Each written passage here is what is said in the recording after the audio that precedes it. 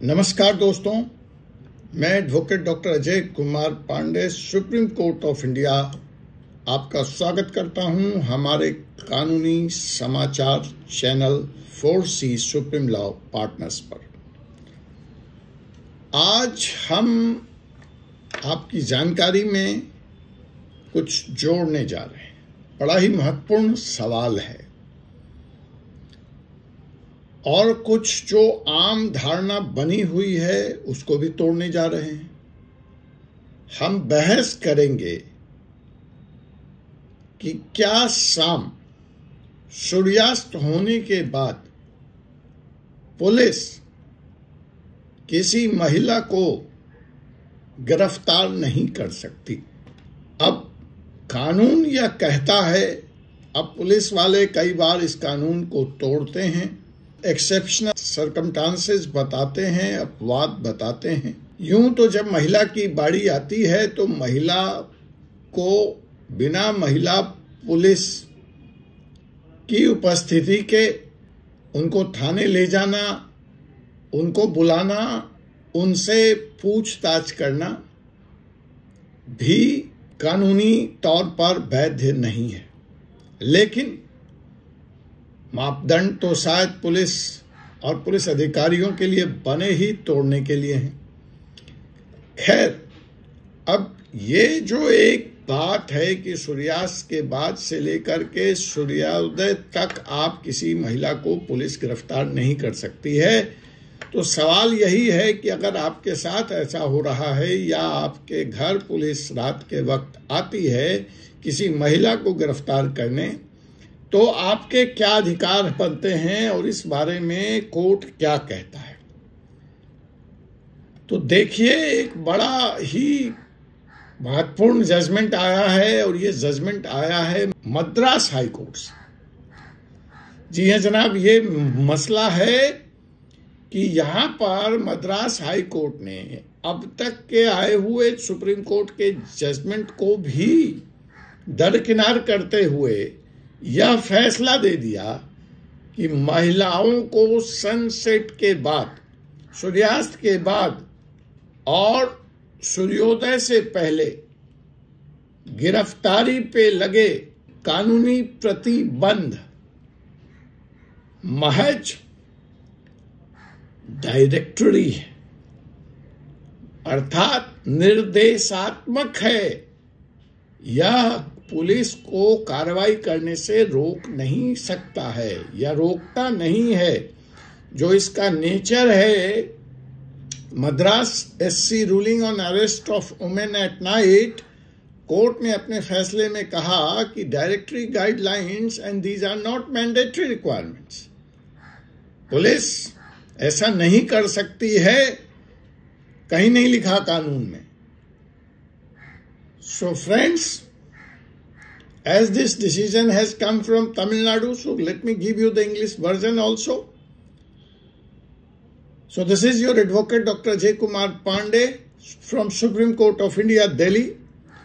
Today in this episode we are going to analyze a very important and significant ruling by the Madras High Court, which has clarified that the legal restrictions on arresting women after sunset and before sunrise are directory in nature only and are not mandatory.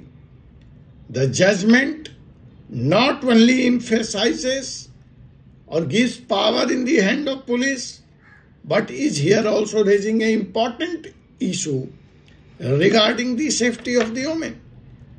आपने judgement दे दिया, lordship, महिला सुरक्षा का क्या होगा? तो आइए देखते हैं कि इस जजमेंट से पहले अगर हम पीछे जाते हैं तो ऐसी प्रथा देखने में आई है, मेरा भी अनुभव कहता है, कई राज्यों में ऐसा रहा है, साउथ और नॉर्थ के, कि महिलाओं को रात के समय गिरफ्तार नहीं किया जाता ताकि उनकी सुरक्षा सुनिश्चित हो सके। लेकिन मद्रास हाई कोर्ट ने इस प्रथा को तो बिल्कुल दरकिनार कर दिया और यह कह दिया कि यह प्रतिबंध जो है, रात के समय गिरफ्तारी नहीं हो सकती किसी महिला की, एक सुझाव मात्र है।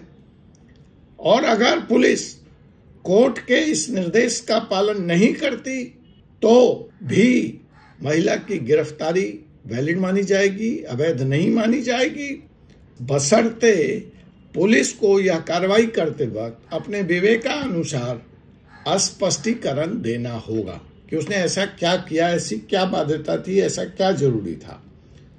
So, as the prevalent practice is that in several states, women would not be arrested during the night time, ensuring their safety. However, the Madras High Court has now ruled that these restrictions are merely suggestive. The court stated that failure to comply with these guidelines does not automatically render an arrest illegal, provided that the police can justify their action based on discretion. अब आइए इसका निहितार्थ क्या है, इस फैसले के मुख्य बिंदु क्या है, इस जजमेंट में आखिर मद्रास हाई कोर्ट ने ऐसा क्या देख लिया, ऐसा क्या कह दिया, ऐसा क्या लिखा गया। तो पहली बात जो इसमें स्टेबलाइज हुई इस जजमेंट में, या जो कहा गया है कि जो प्रकृति है, जो नेचर है इस गाइडलाइन का, वो निर्देशात्मक है, वह मैंडेटरी नहीं है, वह एक अपेक्षा भर रखता है पुलिस से ऐसा करने का लिया कि महिलाओं की सनसेट और सूर्योदय से पहले गिरफ्तारी पर लगे कानूनी प्रतिबंध सिर्फ और सिर्फ निर्देशात्मक हैं, न कि अनिवार्य हैं।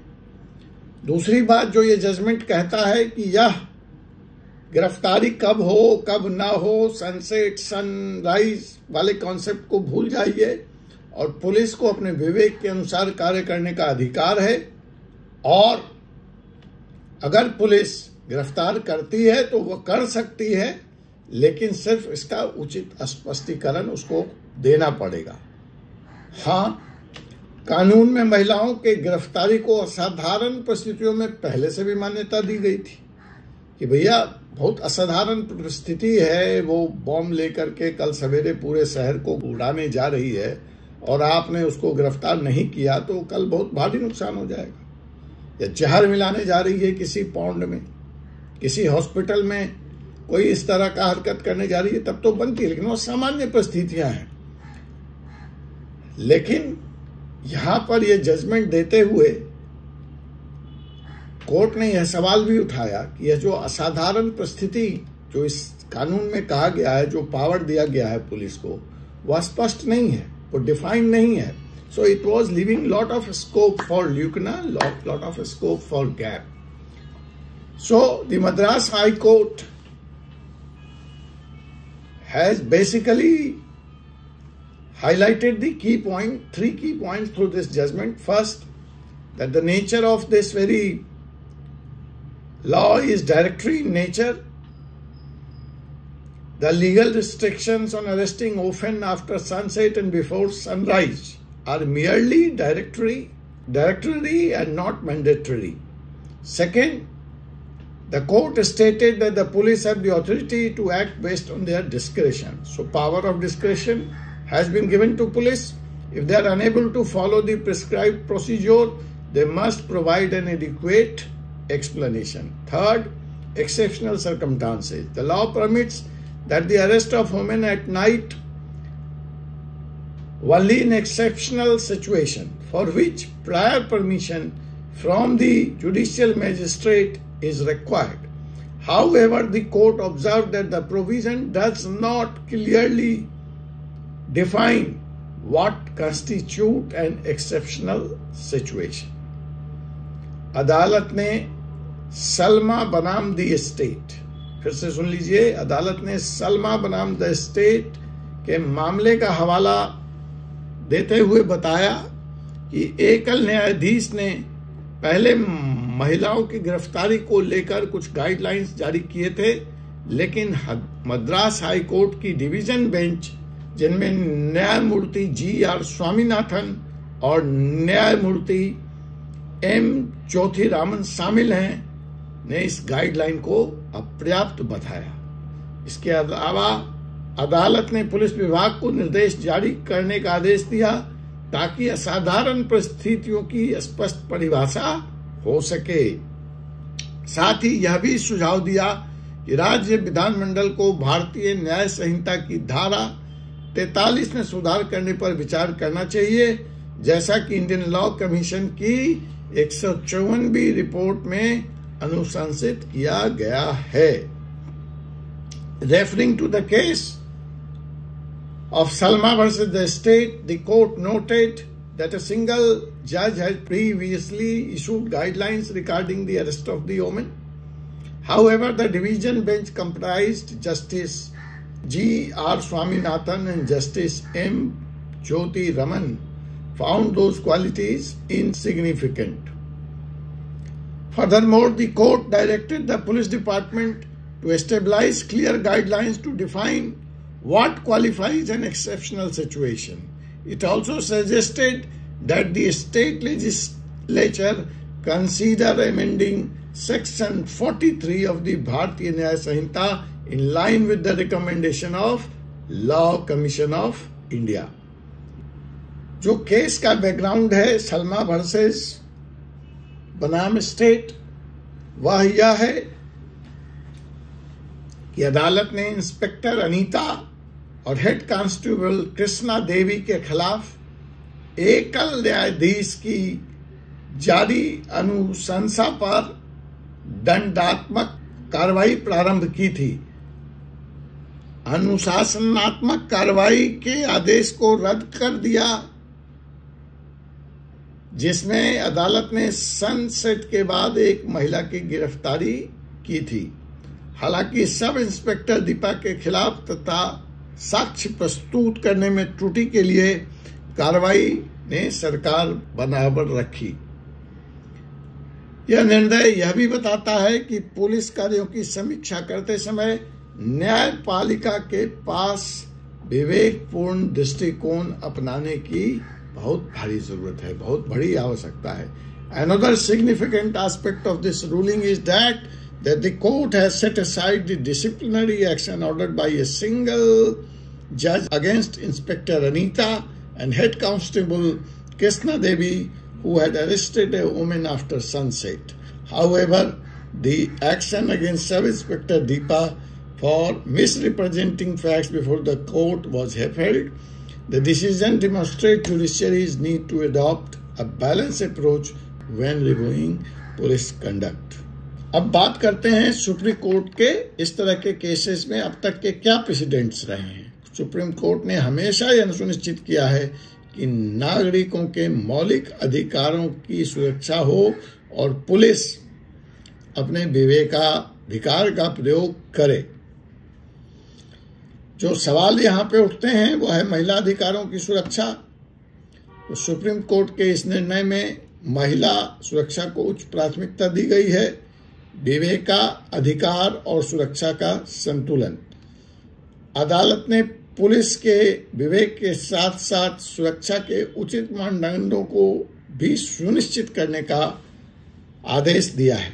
गाइडलाइंस इस बारे में जो आई है, सुप्रीम कोर्ट ने बार बार कहा पुलिस को यही सही दिशा में मार्गदर्शन देने के लिए होती है, न कि उनके कार्यों पर पूर्ण नियंत्रण रखने के लिए। Now we compare this with the precedent set by the Supreme Court. The Supreme Court has always ensured the protection of citizens fundamental rights while preventing any misuse of police discretion. So the Supreme Court has constantly prioritized women's safety in the judgment. Courts also have directed the police to exercise their decision with adhering to proper safety standards. Purpose of guidelines: the Supreme Court has repeatedly emphasized the guidelines are meant to guide the police, not to restrict their action internally. जैसा कि मैं कह रहा था, इस फैसले का व्यापक प्रभाव पड़ने जा रहा है। उसमें जो सबसे पहला सवाल है वो है महिला सुरक्षा का प्रभाव। यह फैसला महिलाओं के सुरक्षा के लिए चिंता का विषय बना हुआ है, क्योंकि रात में गिरफ्तारी के मामले में पुलिस को काफी विवेकाधिकार दे दिया गया है। पुलिस के अधिकारों में संभावित दुरुपयोग। अतिरिक्त विवेकाधिकार देकर पुलिस को संभावित दुरुपयोग, इस कानून का दुरुपयोग फैलाने का, करवाने का मार्ग प्रशस्त होता हुआ दिख रहा है। इसलिए what is that discretionary power, what is that exceptional circumstances and such things which has been not defined in this law needs to be defined right now। तो दोस्तों, इस फैसले से दो बातें सामने आती है।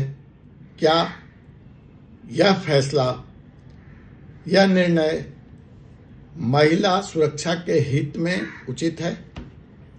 दूसरा, क्या पुलिस को इतना विवेकाधिकार देना सही है, उचित है? क्या इससे इस एक्ट के मिसयूज की, दुरुपयोग की संभावना बढ़ सकती है? इस बात पर, इस विषय पर हमारी कानूनी बहस जारी रहेगी और हम आगे के फैसलों और नीतिगत सुधारों का भी करेंगे इंतजार। अगर आपको यह वीडियो जानकारीपूर्ण लगा हो तो कृपया लाइक करें, शेयर करें और हमारे चैनल को सब्सक्राइब करें। कमेंट्स में अपनी राय और सुझाव साझा करें कि आप इस फैसले के बारे में क्या सोचते हैं।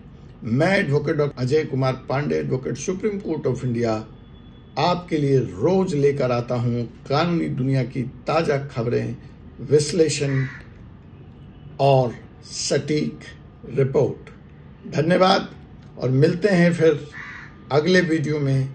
तब तक के लिए मुझे अनुमति दीजिए। Before I conclude, friends, this judgment has raised two serious questions. Number one, is this decision truly in the best interest of women's safety? Second, is it acceptable to grant the police such wide discretionary power, or could this lead to potential abuse of this very law also? So with this, the legal debate will continue and we must avail further rulings and police reform. If you find this video informative, please like, share and subscribe to our channel. Share your thoughts and suggestions in the comment box about what you think of this judgment. I am Dr. Ajay Kumar Pandey, bringing you the latest news and analysis from the legal world. Thank you and see you in the next episode.